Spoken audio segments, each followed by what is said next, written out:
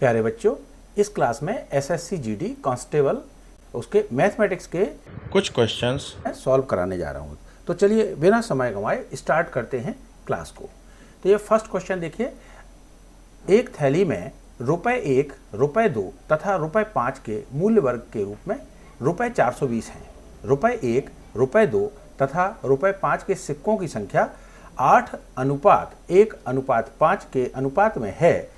थैली में रुपए 5 के कितने सिक्के हैं? तो वो पूछ रहा है थैली में रुपए 5 के कितने सिक्के हैं। तो सबसे पहले तो हम यहाँ पे देखिए उसमें क्वेश्चन में जो दिया हुआ है वो लिख लेते हैं कि इसमें रुपए 1, दूसरा दिया हुआ है रुपए 2 और तीसरा दिया हुआ है क्या, रुपए 5। ठीक है, और इनका अनुपात क्या है? इनका अनुपात कितना है? देखिए यहाँ पे 8:1 और अनुपात में 5 है। ठीक है, तो चूंकि ये अनुपात में है तो हम इसमें एक वेरिएबल मान लेते हैं x, यानी हम मान लेते हैं कि माना कि सिक्कों की जो संख्या है वो 8x और 5x है। हमने मान लिया, क्या मान लिया? माना कि सिक्कों की संख्या 8x, 1x और 5x, यानी 8x, x और 5x है। अब हम क्या करेंगे, अगर हमें इसकी वैल्यू निकालनी है तो हम क्या करते हैं, रुपए की जो वैल्यू है उसको संख्या से मल्टीप्लाई कर देते हैं तो हमारी एक्चुअल वैल्यू आ जाती है। तो हम इसको इससे मल्टीप्लाई करेंगे, इसको इससे मल्टीप्लाई करेंगे और इसको इससे मल्टीप्लाई करेंगे तो क्या आएगा? देखिए 8 एकम 8, यानी यहाँ पे क्या आ गया, 8x आ गया, करेक्ट। फिर हम प्लस कर देते हैं 2 गुणा 1, 2 एकम 2 और x, तो यहाँ पे कितना आ गया, 2x आ गया। ठीक है, प्लस 5 से 5 को गुणा करेंगे तो 5 25, यानी यहाँ पे आ गया हमारा 25x, और इन तीनों को हमने क्या किया, जोड़ दिया। तो इसकी वैल्यू कितने के बराबर होनी चाहिए? प्रश्नानुसार इसकी वैल्यू 420 रुपए के बराबर होनी चाहिए। तो हमने लिख दिया यहाँ पे बराबर 420। अब देखिए यहाँ पे 8 और 2 10 और 25 और 10 35, तो यहाँ पे 35x बराबर कितना आ जाएगा, 35x बराबर 420, करेक्ट। तो 35x बराबर 420 आ गया। अब 35 से काट दीजिए तो 35 से कम 35, तो यहाँ पे क्या आएगा, 35 से कम 35 बचे 7, 7 और 0 कितने हो गए, 70, तो 35 दूनी 70, यानी 12 बार कट गया। तो x की वैल्यू कितनी आ गई, 12 आ गई। लेकिन हमें तो निकालनी थी 5 रुपए के कितने सिक्के हैं। तो x की वैल्यू आ गई हमारे पास में, और हमने 5 रुपए के सिक्के कितने माने थे, 5x माने थे। तो 5 रुपए के सिक्कों की संख्या कितनी हो जाएगी हमारी, 5x होनी चाहिए, और 5x में हम x की वैल्यू पुट कर देंगे, यानी 5 गुणा और x की जगह क्या लिख देंगे हम, 12, यानी 12 पंजे 60। तो हमारा उत्तर क्या हो गया, 60 हो गया, जो कि ऑप्शन 3 में है, यानी ऑप्शन 3 जो है हमारा करेक्ट आंसर होगा। ठीक है, चलिए बढ़ते हैं नेक्स्ट। तो प्यारे बच्चों देखो, इसमें सवाल में दिया हुआ है कि यदि P Q से 40% कम है, P Q से 40% कम है, तो प्रश्न में पूछा गया है तो Q P से कितने प्रतिशत अधिक होगा। तो इसके लिए हम एक सीधा सा एक सूत्र याद कर लें तो ज़्यादा बेहतर होगा, इसमें टाइम भी कम लगेगा। प्रतिशत वृद्धि हमें अगर निकालना हो, प्रतिशत वृद्धि का मतलब अधिकता, प्रतिशत वृद्धि या प्रतिशत अधिकता एक ही बात है। तो ये क्या करेंगे, इसमें 100 गुणा और कमी का जितना भी प्रतिशत है उसको हम 100 से गुणा कर दें, और बटे में 100 में से कमी के प्रतिशत को माइनस कर दें, तो आपका आंसर बिल्कुल फटाफट आ जाएगा। तो 100 गुणा कमी बटे 100 माइनस कमी। अब देखिए इसको रख देते हैं वैल्यू को, तो 100 गुणा और कमी कितनी है, अब कमी देखिए यहाँ पे कमी 40% है, तो 100 गुणा 40, ओके, बटे में अब यहाँ पे देखिए 100 माइनस कमी कितनी दी है, 40 दी है, तो यहाँ पे हमने लिख दिया। अब देखिए यहाँ पे ये 100 गुणा 4 करेंगे और 40 करेंगे तो ये कितना हो जाएगा, 1 2 3 3 जीरो आ जाएंगे, यानी 4000 हो गया, और बटे में कितना है, 100 में से 40 गया तो कितना बचा, 60 बचा, तो 0 से 0 कटा, और यहाँ पे इसको काट दीजिए तो ये 2 दूनी 4 और 0 0, 2 0 आ गए, और यहाँ पे 2 3 6, मतलब कितना आ गया, 200 बटे में 3। अब 200 बटे में 3 आया तो इसको हम लिख सकते हैं यहाँ पे 66.66%, 66.66%। इसको भाग देंगे 3 छंग 18, 3 छंग 18, फिर दशमलव लगाएंगे तो इस तरह से 66.66% आ गया। तो इसका ऑप्शन 66.66%, यानी ऑप्शन 4 जो है इसका करेक्ट आंसर होगा। चलिए बढ़ते हैं नेक्स्ट क्वेश्चन की तरफ। तो नेक्स्ट क्वेश्चन देखिए, यदि सोनू 20 मीटर प्रति सेकंड की गति से एक कार चला रहा हो तो सोनू 936 किलोमीटर की दूरी को कितने समय में तय कर लेगा। तो अब देखिए यहाँ पे क्या है, कुछ नहीं है, देखिए चाल बराबर होता है दूरी बटे समय, तो समय बराबर क्या हो जाएगा, समय बराबर हो जाएगा दूरी बटे चाल, क्योंकि हमें समय निकालना है तो समय बराबर क्या हो जाएगा, दूरी और बटे में चाल। तो दूरी बटे चाल हम लिख लेते हैं। अब देखिए यहाँ पे दूरी बटे चाल हमने लिख दिया सूत्र का। अब देखिए यहाँ पे दूरी कितनी दी है, तो दूरी कितनी दी है इसमें, देखिए दूरी दी है कि वो कह रहा सोनू जो है 936 किलोमीटर की दूरी, तो यहाँ पे दूरी को हम लिख लेते हैं 936, ठीक है। अब बटे में चाल, अब देखिए यहाँ पे ध्यान दीजिए कि चाल दी है 20 मीटर प्रति सेकंड, जबकि दूरी क्या दी है, किलोमीटर में दी है, तो इसको मीटर प्रति सेकंड से किलोमीटर में बदलना पड़ेगा। तो यहाँ पे 20 लिखेंगे और इसको मीटर प्रति सेकंड से किलोमीटर प्रति घंटा में बदलने के लिए 18/5 से गुणा करेंगे। तो 18/5 से गुणा करेंगे तो 5 एकम 5, 5 चौका 20, ठीक है। अब ये कितना हो गया, इसको और आगे सॉल्व करेंगे तो ये आ जाएगा 936 और बटे में यहाँ पे देखिए 4 गुणा 18, तो यहाँ पे 4 गुणा 18 लिख लेते हैं, तो 4 गुणा 18, ठीक है।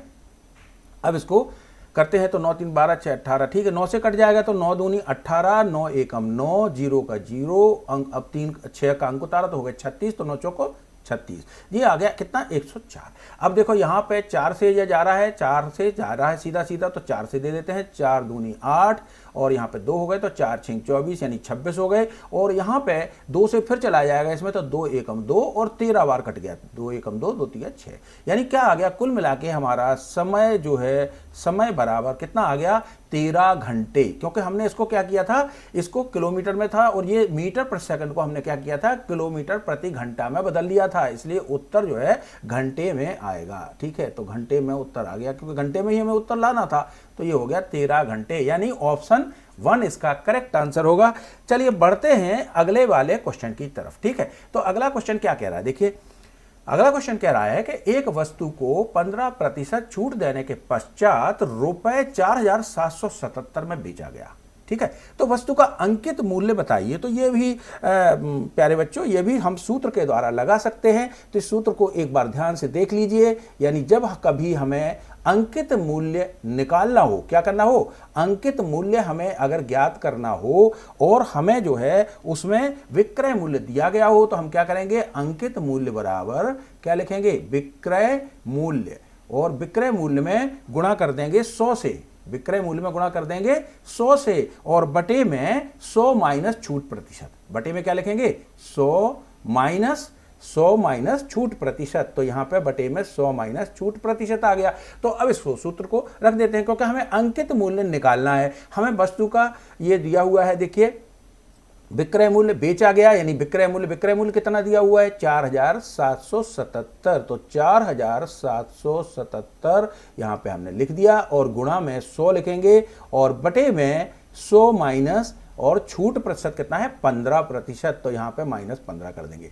इसको और आगे अगर हम सॉल्व करेंगे तो ये क्या है, देखिए अब यहां पे नीचे कर लेते हैं, 4777 ये ज्यों का तो हमने उतार दिया, गुणा में 100 उतार दिया, और बटे में 100 में से जब हम 15 घटाएंगे तो हमारा 85 बचेगा, करेक्ट। तो 85 बचेगा, तो अब हम इसको काट लेते हैं। तो देखिए सबसे पहले तो इसको 5 से काट देते, तो 5 से 5 एकम 5, 5 7 35, 17 बार कट गया, और ये 5 दूनी 10 और 0 का 0, 20 बार ये कट गया। अब देखते हैं इसको 17 से इसको डिवाइड करते हैं, तो 17 दूनी 34 कितना हुआ, 17 दूनी 34, 17 × 51 ज्यादा हो रहा है, तो 17 दूनी 34 और 34 6 7 13, 13 बचे, तो इतना कितना हो गया, ये 17 8 36 क्योंकि 137 हो गए, तो 17 8 36 136, और यहाँ पे 1 बचा, तो 17 एकम 17, यानी 281 बार कट गया, ये 281 बार कट गया। तो यानी 281 को अब हम इससे 20 से गुणा कर लेते हैं। तो 281 को 20 से गुणा करेंगे तो 0 का 0 रख देते हैं, 2 एकम 2, 2 अट्ठे 16, और हासिल आया 1, तो 2 दूनी 4 और 1 5, यानी हमारा कितना आ गया, आंसर हमारा आ गया रुपए 5620। तो अब रुपए 5620 ऑप्शन 3 में दिया है, तो इसको हम टिक कर देते हैं, ये राइट आंसर हमारा हो गया, ठीक है। नेक्स्ट क्वेश्चन की तरफ बढ़ते हैं। तो यहां नेक्स्ट क्वेश्चन क्या है, देखिए दो वस्तुओं का मूल्य क्रमशः 3:2 के अनुपात में है।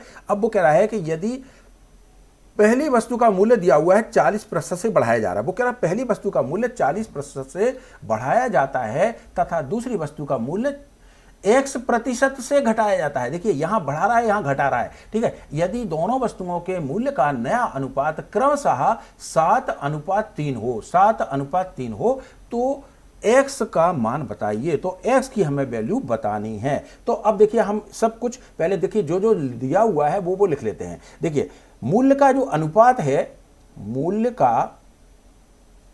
का अनुपात यानी दो वस्तुओं के मूल्य का अनुपात हम यहां पे लिख देते हैं, ठीक है। दो वस्तुओं के मूल्य का अनुपात कितना दिया हुआ है? 3:2, ठीक है। यह चीज हमें दी हुई है। और पहली वस्तु की मूल्य में वृद्धि, तो यानी पहली जो वस्तु है उसके मूल्य में क्या हो रही है? पहली वस्तु के मूल्य में हो रही है वृद्धि, ठीक है। तो पहली वस्तु के मूल्य में वृद्धि कितनी हो रही है? 40% हो रही है, करेक्ट। और दूसरी जो वस्तु है, दूसरी वस्तु के मूल्य में क्या हो रहा है? कमी हो रही है। तो यहां पे हम कमी लिख लेते हैं। कमी कितने प्रतिशत हो रही है? x% हो रही है, और हमें x की ही वैल्यू निकालनी है, ठीक है। तो अब इस सवाल को कैसे करेंगे? देखिए, और एक और चीज दी है इसमें कि मूल्य का जो नया अनुपात है, तो नया अनुपात कितना दिया है? तो नया अनुपात भी हम इसमें नोट डाउन कर लेते हैं। तो नया अनुपात बराबर दिया हुआ है 7:3। अब देखिए 7:3 दिया है, इसका मतलब प्रश्न को हम कैसे सॉल्व करेंगे? तो देखिए अकॉर्डिंग टू क्वेश्चन क्या होगा, ये 3:2 है, तो इसको हम लिख लेते हैं 3/2। अनुपात का मतलब क्या होता है? अनुपात 3:2 का मतलब 3/2, ठीक है। एक चीज हमने इसमें नोट कर ली। अब देखें इसमें और आगे देखें कि वो कह रहा है पहली वस्तु के मूल्य में वृद्धि हो रही है। तो पहली वस्तु के मूल्य में वृद्धि हो रही है, इसका मतलब पहली वस्तु के मूल्य में कितनी वृद्धि हो रही है? 40%, यानी 100 + 40। अगर उसकी वस्तु की कीमत 100 थी तो अब 40 और बढ़ गई, यानी प्लस लगाएंगे यहाँ पे, तो ये हो जाएगा 100 + 40। इससे हमने गुणा कर दिया। और दूसरा जो है, दूसरी वस्तु के मूल्य में कमी हो रही है, तो यहां पे हम कमी कर देते हैं। कितनी कमी हो रही है? x% कमी हो रही है, तो हम यहां पे लिख देंगे 100 - x, ठीक है। और इससे नया अनुपात बदल के क्या हो रहा है? 7/3 हो रहा है। अनुपात बदल के क्या बन रहा है? 7:3 बन रहा है। अब इसको हमें सॉल्व कर लेना है, बस इतना सा काम करना है। तो अब देखिए इसको सॉल्व करते हैं। तो यहां पे देखिए ये हो गया 100 + 40 140, और यहां पे लिख लेते हैं 140 और गुणा 3 कितना हुआ? 14 × 3 = 42, यानी ये कितना हो गया? 420।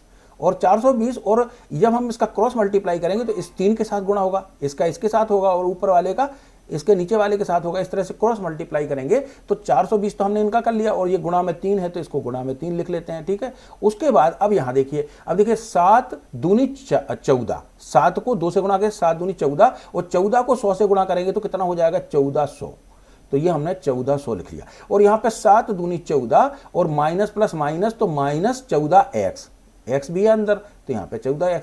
अब इसको अगर हम इस साइड में पक्षांतर कर लें तो ये धन का हो जाएगा, तो 14x का हो जाएगा?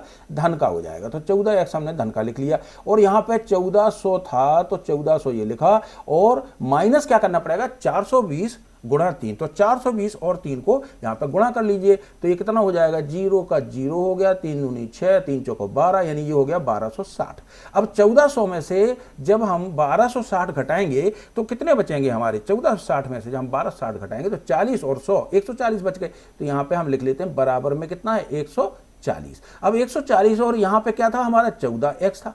तो अब तो हम 14 से इसको काट सकते हैं डायरेक्ट, 14 एकम 14, और 14 दहाई 140, यानी x की वैल्यू हमारी कितनी आ गई? x की वैल्यू आ गई हमारी 10। तो x की वैल्यू क्या आ गई हमारी? 10 आ गई। तो यहाँ पे x की वैल्यू आ गई 10%, ठीक है। प्रतिशत में मान दिया हुआ था, तो x की वैल्यू हमारी 10%। तो प्यारे बच्चों, इसका आंसर जो है, चौथा आंसर करेक्ट आंसर होगा, ठीक है। देखते हैं नेक्स्ट क्वेश्चन में क्या कहा गया है। मनीष ने 225 रुपए प्रति किताब की दर से किताबें खरीदी, 162 रुपए प्रति किताब की दर से उन्हें बेच दिया, मतलब वो घाटे में बेच रहा है। देखिए 225 की खरीद रहा है और 162 की बेच रहा है, मतलब घाटे में बेच रहा है। तो वो कह रहा है कि 7 किताबों पे हानि कितनी होगी। तो पहले तो हम एक किताब पे हानि निकाल लेते हैं। तो एक किताब पर हानि कितनी हुई? तो एक किताब पर हानि हुई कितनी? क्रय मूल्य माइनस विक्रय मूल्य, तो यानी 225 और माइनस विक्रय मूल्य कितना है? 162, क्योंकि हानि बराबर क्या होता है? क्रय मूल्य माइनस विक्रय मूल्य। तो अब यहाँ पे घटा दीजिए तो कितना बचेगा? ये देखिए यहाँ पे ये बचा 63, कितना बचा? 63 बचा। तो यहाँ पे 63 रुपये आया। तो एक किताब पर हानि कितनी हुई? 63 रुपये की। वो क्या पूछ रहा है? 7 किताबों पर हानि। तो 7 किताबों पर हानि तो हम निकाल लेते हैं। 7 किताबों पर हानि, 7 किताबें बेचने पर, 7 किताबें बेचने पर हुई हानि बराबर कितनी हो जाएगी? यहां पे गुणा में कितना हो जाएगा? 7 हो जाएगा। तो 7 या 21, हाथ क्या है? 2, 7 छिंग 42 और 2 44, यानी हमारा आंसर क्या हो गया 441 रुपया। आंसर क्या हो गया 441 रुपया। तो 441 रुपया ये ऑप्शन 2 है। तो प्यारे बच्चों इसका करेक्ट आंसर क्या हो जाएगा ऑप्शन 2 हो जाएगा 441 रुपया। ठीक है, तो चलिए अब बढ़ते हैं। ठीक है, अब इसमें अगले सवाल में क्या दिया हुआ है, ए अकेला एक कार्य को 6 दिन में पूरा कर सकता है तथा बी अकेला समान कार्य को 8 दिन में पूरा कर सकता है। तो ए तथा बी दोनों मिलकर के समान कार्य को कितने दिन में पूरा करेंगे। तो इसका सबसे बेस्ट जो मेथड है वो ये है कि हम इस तरह से लिख लें कि ए जो है अकेला एक कार्य को करता है 6 दिन में और बी अकेला उसी कार्य को करने में उसको कितना समय लग रहा है 8 दिन का समय लग रहा है। यानी ए कर रहा है 6 दिन में उसी कार्य को, जबकि बी कर रहा है उसी कार्य को 8 दिन में। तो इसमें कुल कार्य निकालने के लिए हम क्या करेंगे कि कुल कार्य यहां पे निकाल लेते हैं। तो कुल कार्य यहां पे 6 और 8 का हम क्या करेंगे एलसीएम ले लेंगे। तो एलसीएम क्या आएगा 6 और 8 का एलसीएम 24 आएगा। तो यहां पे हमने लिख देते हैं 24। ठीक है, यहां पे हमने लिख दिया 24। ठीक है, 24 लिख दिया। अब देखिए 6 से 24 को भाग दीजिए तो कितने बार कटेगा 4 बार, 6 चौके 24। और 8 से जब 24 को भाग देंगे तो कितने बार कटेगा 8 तिया 24। तो प्यारे बच्चों इसमें क्या हो गया, इसका मतलब ये हो गया कि कुल कार्य 24 यूनिट है, जबकि ए जो है ए की जो काम करने की जो इफिशियंसी है, कार्य क्षमता है, वो 4 यूनिट की है और बी की कार्य करने की कार्य क्षमता 3 यूनिट की है। यानी ए और बी अगर दोनों मिलकर के काम करते हैं तो उनकी कार्य क्षमता कितनी होगी। तो ए और बी दोनों मिलकर के अगर काम करते हैं तो उनकी कार्य क्षमता को प्लस कर देंगे, क्योंकि इसकी 4 यूनिट है, इसकी 3 यूनिट है, यानी 7 यूनिट उसकी हो गई। तो 7 यूनिट कर देते हैं ये एक दिन में। लेकिन हमें पूरा कार्य करना है, तो पूरा कार्य करने के लिए लगे दिनों की संख्या, तो ए प्लस बी को पूरा कार्य करने में जो दिन होंगे कुल कितने दिन लगेंगे, तो यानी कितने डेज लगेंगे। तो कुल कार्य कितना था हमारा 24, ये हमारा कुल कार्य था 24, ये कितना था कुल कार्य 24 था। और ए और बी की जो कार्य क्षमता है वो कितनी है 7 यूनिट की है, यानी कुल मिलाकर के कितने दिन लगे 24/7 दिन। तो 24/7 दिन यहाँ पे ऑप्शन 1 में है, तो यहाँ पे हम लिख देते हैं 24/7 दिन।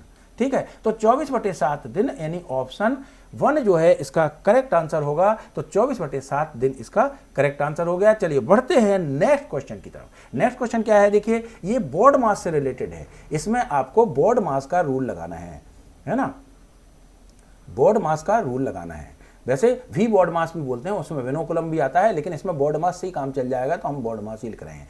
बोर्ड मास का रूल लगाना है, यानी बी का मतलब ब्रैकेट यानी कोई भी कोष्ठक, ओ का मतलब है ऑफ यानी का, डी का मतलब डिवाइड यानी भाग, एम का मतलब मल्टीप्लाई यानी गुणा और ए का मतलब एडिशन यानी जोड़ और एस का मतलब सबट्रैक्शन यानी घटाना। ठीक है, तो ये इस तरह से क्रम से होता है। सबसे पहले हम ये वाला ब्रैकेट को सॉल्व करेंगे। तो ब्रैकेट कहाँ है, देखिए यहाँ है। तो यहाँ ब्रैकेट है तो हम इसको ही सॉल्व कर लेते हैं पहले। तो इसकी वैल्यू देखते हैं, देखिए 4 तिया 12, 12 और 1 13। तो यहाँ पे हम लिख लेते हैं 13 और बटे में कितना है 4 है। ठीक है, अब देखो, अब यहां पे देखें तो इसको क्या करेंगे हम, अब देखिए प्लस का 6 है तो इसको ज्यों का त्यों लिखा रहने दें, माइनस का 4 को ज्यों का त्यों। अब देखिए माइनस का 4 और भागित, अब देखो यहां पे आपको ध्यान से समझना है 4 बटे में यानी डिवाइड। तो इसमें क्या है, उसके बाद में हमें अभी क्या है डिवाइड को पहले करना पड़ेगा। डिवाइड को सबसे पहले करेंगे सॉल्व। तो ये 4 डिवाइडेड बाय 2। ठीक है, तो इसको हम पहले लेंगे तो 4/2 हो जाएगा। तो 4/2 यानी 2 से कटा 2 दूनी 4। तो ये इसको अब हम सॉल्व कर लेते हैं इसको। तो अब देखिए यहाँ पे क्या रहेगा 5 दूनी 10 और 1 11। तो ये तो 11/2 यहाँ पे लिख देते हैं हम बाहर। 5 दूनी 10, देखिए 5 दूनी 10, 10 और 1 11/2 तो यहाँ पे लिख दिया हमने। ठीक है, अब इसको और आगे जब हम सॉल्व करेंगे तो ये कितना हो जाएगा 11/2 और ब्रैकेट में अब देखो 6 में से 2 गए तो 4 बचे, तो 13 बटे में कितना है 4 और प्लस में कितना है 4। कितना है प्लस में कितना है 4 है। तो अब इसको हम डायरेक्ट कर सकते हैं। कैसे करेंगे देखिए, अब इसमें जब इस तरह से सवाल हो तो यहाँ पे बटे में 1 है तो 4 चौके 16 और 16 और 13 कर दो, क्योंकि ये 13 + 16 आएगा। यहाँ पे क्या आएगा 13 + 16। अगर हम इसका एलसीएम लेंगे तो यहाँ पे 13 आएगा, यहाँ पे 16 आएगा। तो हमने क्या किया डायरेक्ट कर दिया। कैसे 4 चौके 16, 16 + 13 तो 16 और 13 कितने होंगे 16 और 13 होंगे कितने 16 और 3 19 10 29। तो यानी ये हो गया 29 बटे में कितना 4। तो 29 बटे में 4 हो गया। और यहाँ पे देखिए अपन ने ध्यान नहीं दिया, यहाँ पे ये माइनस का साइन है तो यहाँ पे हमें माइनस का साइन लगाना होगा। यहाँ पे हमें माइनस का साइन लगाना होगा। ठीक है, जरा सी मिस्टेक से पूरा सवाल गलत हो सकता है, तो यहाँ पे माइनस हमें लगाना होगा। तो यहाँ पे क्या होगा 11/2 और माइनस का 29/4। अब इसका एलसीएम तो बहुत ही आसानी से ले सकते हैं, चाहे तो इसका एलसीएम ले लो, नहीं तो इसको भी बटे में 4 है तो यहाँ पे 2 से गुणा कर दो। तो यहाँ पे अगर 2 से हम गुणा करेंगे तो ये हो जाएगा गुणा 2 और यहाँ पे हो जाएगा गुणा 2। तो 11 दूनी 22 और बटे में कितना है 4 और माइनस कितना है 29/4। तो अब एलसीएम कितना आएगा 4 आएगा। तो यहाँ पे 22 माइनस 29, तो 22 माइनस 29 यानी माइनस की संख्या बड़ी है, तो 29 में से 22 घटाएंगे तो क्या आएगा, हमारा आंसर हो जाएगा माइनस में, क्या हो जाएगा 29 में से 22 घटाएंगे तो माइनस का 7 हमारा हो जाएगा और बटे में 4, यानी इसका उत्तर कितना आ गया -7/4, जो कि हमारे ऑप्शन 1 में है। तो ऑप्शन 1 प्यारे बच्चों इसका सही आंसर हो जाएगा। ठीक है, अगला वाला क्वेश्चन क्या कह रहा है, देखिए एक राशि चक्रवृद्धि ब्याज पर 3 वर्षों में स्वयं का 5 गुना हो जाती है, तो वो कितने वर्षों में स्वयं का 125 गुना होगी। तो देखिए बिल्कुल सिंपल सी बात है, अगर हम कोई लॉजिक भी ना लगाएं इसमें, तो अगर हम देखें कि पहले 3 वर्षों में 3 वर्ष में कितनी हो रही है 5 गुनी, अगले 3 वर्ष में कितनी होगी, देखिए अगले और 3 वर्ष में इसकी 5 गुनी की 5 गुनी होगी तो कितनी हो जाएगी अगले 3 वर्ष में 25 गुनी हो जाएगी। कितनी हो जाएगी 5 गुनी और होगी तो 5 गुना हो जाएगा 25, तो ये हो जाएगी 25 गुनी।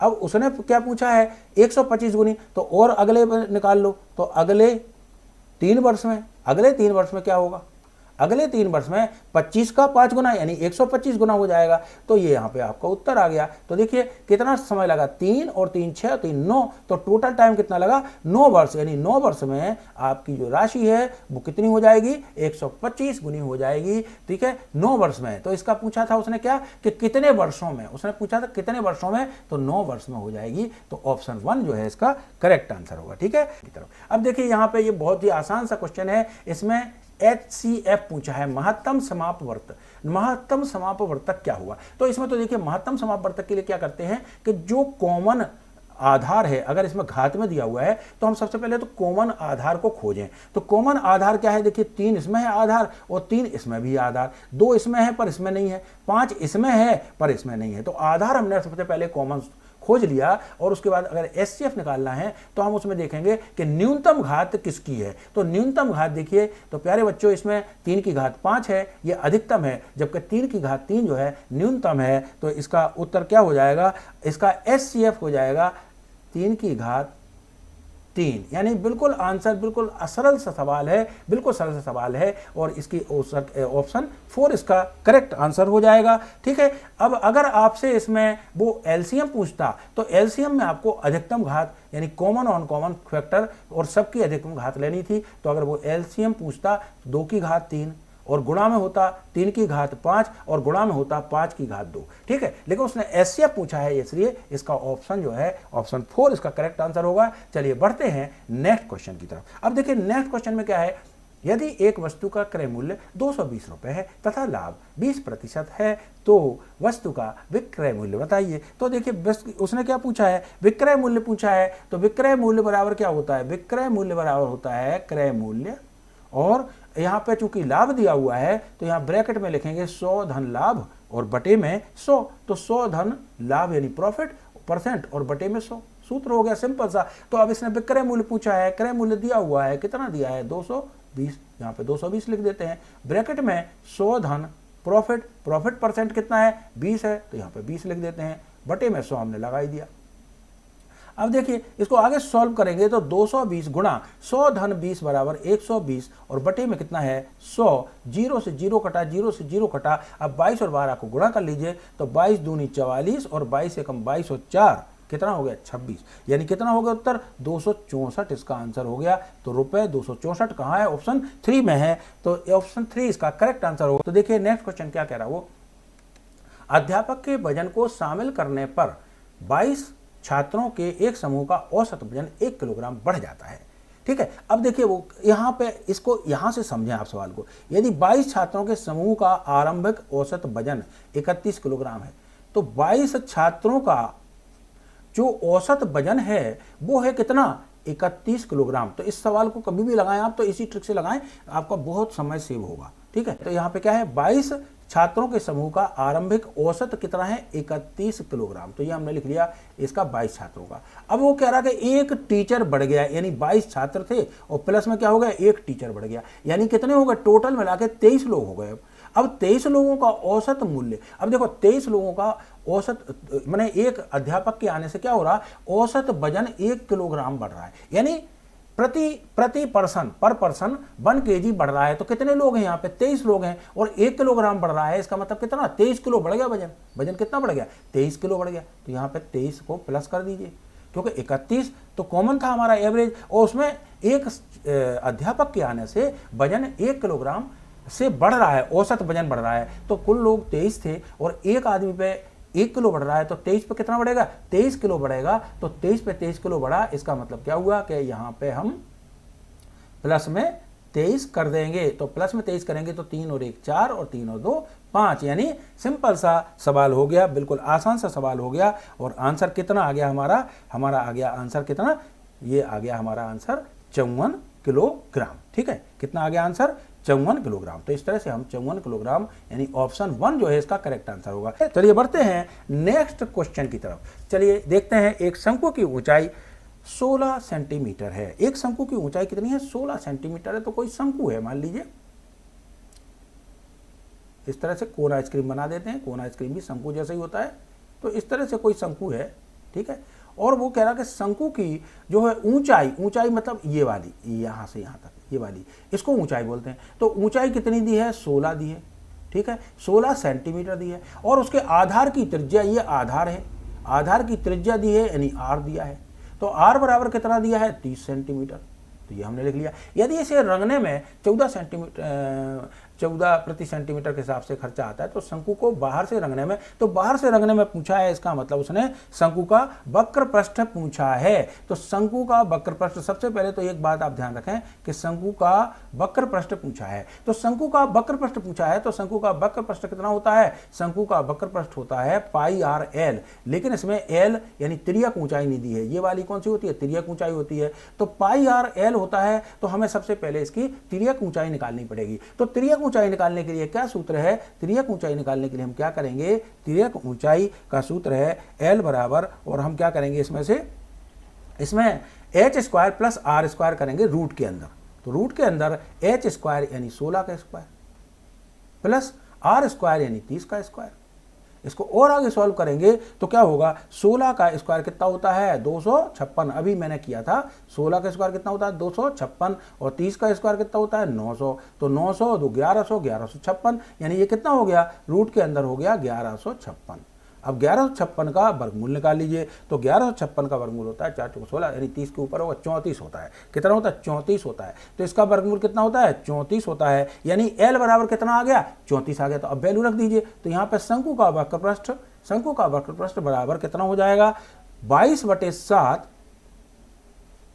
और गुणा आर कितनी है, आर इसमें दी है देखिए 30 सेंटीमीटर, तो यहाँ पे लिख लेते हैं 30, और गुणा एल कितनी दी है, एल आया हमारा 34 सेंटीमीटर। एल कितना आया हमारा, ये तिर्यक ऊंचाई आई है, तो ये कितनी आई है, 34। अब देखिए, अब इससे हमारा वक्र प्रश्न निकल आएगा, लेकिन हमसे वक्र प्रश्न नहीं पूछा गया। उसने पूछा है कि शंकु को बाहर से रंगने में कितना खर्चा आएगा। तो इससे क्या है, इससे हमारा क्षेत्रफल आ जाएगा, और इस क्षेत्रफल को अगर हम 14 से गुणा कर देंगे तो हमारा रंगाई का पूरा खर्चा आ जाएगा। तो यहाँ पे गुणा 14 और कर देते हैं हम, साथ में एक साथ ही हो जाएगा काम, ठीक है। तो यहाँ पे हमने क्या किया, ये गुणा 14 और कर दिया। तो देखिए 7 दूनी 14। अब इसको कर लीजिए, तो 7 दूनी 14, और अब इसको कर लीजिए तो ये कितना हो जाएगा, 22 दूनी 44, और ये कितना हो गया, गुणा में 0 का 0, 3 चौके 12, 3 त्रिका 9 और 1 10, यानी 1020। तो अब यहाँ पे 1020 आ गया, तो 100। अब इसको कर लीजिए कैलकुलेट, तो कितना हो जाएगा, देखिए 0 का 0, 44 दूनी 88, ठीक है, 44 दूनी 88, और 44 0 0, 88 का 8 हासिल का इधर ही आ जाएगा, और 44 एकम 44, यानी ये कितना आ गया, 44,880 रुपये। 44,880 रुपये, यानी ऑप्शन 4 इसका करेक्ट आंसर होगा। चलिए बढ़ते हैं प्यारे बच्चों नेक्स्ट क्वेश्चन की तरफ। तो देखिए ये लास्ट क्वेश्चन है, इसको भी ध्यान से देख लीजिए, ठीक है। यदि एक वर्ग के विकर्ण की लंबाई 10√2 है, ठीक है, तो विकर्ण की लंबाई, तो वर्ग का क्षेत्रफल पूछा गया। बिल्कुल आसान क्वेश्चन है। तो वर्ग का क्षेत्रफल यानी वर्ग का हमसे क्या पूछा गया, वर्ग का क्षेत्रफल पूछा गया है। तो वर्ग का क्षेत्रफल बराबर होता है क्या, वर्ग का क्षेत्रफल बराबर होता है विकर्ण का स्क्वायर। कभी भी विकर्ण दिया हो तो आप डायरेक्ट इसको लगा सकते हैं, विकर्ण का कर दीजिए वर्ग, तो विकर्ण का स्क्वायर और बटे में 2। तो विकर्ण का स्क्वायर कितना है, देखिए 10√2 इसकी वैल्यू है, और इसका स्क्वायर कर देंगे और बटे में 2 लिख देंगे। तो अब देखिए 10 का स्क्वायर कितना हुआ 100, और √2 का स्क्वायर कितना हुआ 2, और ये बटे में क्या है 2, 2 से 2 कट गया, तो उत्तर क्या आ गया आपका 100 वर्ग सेंटीमीटर। तो 100 सेंटीमीटर स्क्वायर, यानी 100 सेंटीमीटर स्क्वायर, यानी ऑप्शन 2 जो है इसका करेक्ट आंसर होगा। तो प्यारे बच्चों, आपने देखा कि सवाल को आप तरीके से लगाएं, प्रैक्टिस ज़्यादा करते रहें, गुणा भाग की अच्छे से प्रैक्टिस कर लें और कुछ सूत्रों को भी याद रखें, और कॉन्फिडेंस लेवल आपका हाई होना चाहिए। आप जितनी प्रैक्टिस करोगे उतना ही जल्दी आपका सवाल होगा, ठीक है। तो अगर ये वीडियो आपको पसंद आई हो so please like, subscribe and share. Thank you very much.